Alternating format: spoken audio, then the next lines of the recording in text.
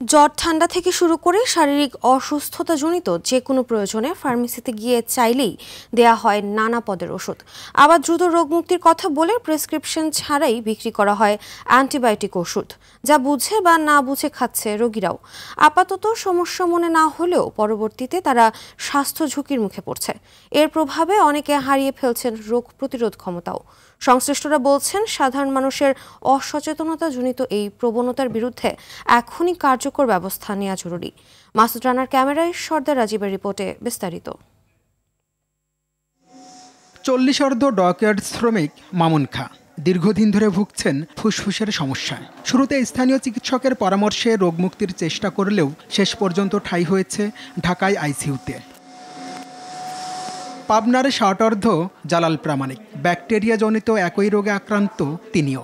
শুরুতে তারও চিকিৎসা চলেছে স্থানীয় ডাক্তারের পরামর্শে। প্রথম অতটা বোঝদারি নাই, ডাক্তার দেখাইছে, ওষুধ ডাক্তার বলছে, ওষুধ লিখে দিছে। আবার অসুস্থ লাগছে, শরীর খারাপ লাগছে, আবার ডাক্তার দেখাইছে, ওষুধ খাইছে, এরকম ভাবেই চলছে। গ্রামের থেকে কিনে খাইতো, হয়তো জান থাকতো না, বেশি হয়তো খালি একটু কমতো। তবে নিবিড় পরিচর্যা কেন্দ্রে থাকা বেশিরভাগ রোগীর শরীরে কাজ করছে না ব্যাকটেরিয়া প্রতিরোধী অ্যান্টিবায়োটিক ওষুধ। মূলত স্বাভাবিক সময়ে অ্যান্টিবায়োটিকের অযৌক্তিক ব্যবহারের পাশাপাশি নিয়ম মেনে কোর্স পূরণ না করায় তৈরি হয়েছে এই সংকট, বলছেন সংশ্লিষ্টরা। একটা যেটা হয়তো সেন্সিটিভ, কারণ সে আগে এত বেশি ইচ্ছে মতো ওষুধ খেয়ে ফেলছে, অ্যান্টিবায়োটিক ফেলছে, যার বডিতে তার সব কিছু রেজিস্ট্যান্স ডেভেলপ করছে। এই জন্য বলবো যে শুরু থেকে ইচ্ছে মতো অ্যান্টিবায়োটিক অবশ্যই না খাওয়া, এটার দিকে অবশ্যই খেয়াল রাখা দরকার।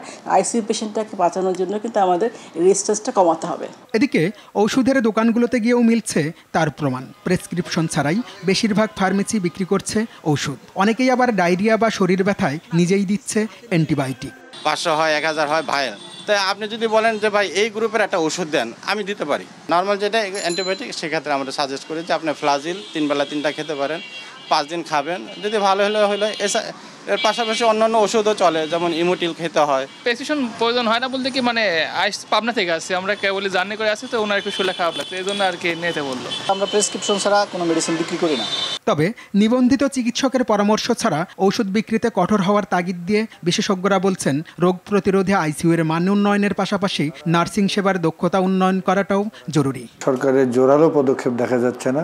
ওষুধ প্রশাসন তারা যদি এইটা উদ্যোগ নেয়, তারা যদি দোকানে দোকানে যায় এবং যারা প্রেসক্রিপশন ছাড়া অ্যান্টিবায়োটিক বিক্রি করছে সেই দোকানের যদি লাইসেন্স বন্ধ করে দেয়, সেই দোকান যদি বন্ধ করে দেয়, তাদের যদি জেল জরিমানা করে, তাহলে কিন্তু এই প্রেসক্রিপশনবিহীন অ্যান্টিবায়োটিক বিক্রয় বন্ধ করা সম্ভব। দেশে আইসিইউতে থাকা মুমূর্ষু রোগীদের অন্তত 41% ক্ষেত্রে কাজ করছে না অ্যান্টিবায়োটিক সেবা। প্রায় 1 লাখ রোগীর নমুনা পরীক্ষা করে সম্প্রতি এ তথ্য জানিয়েছে সরকারের IEDCR।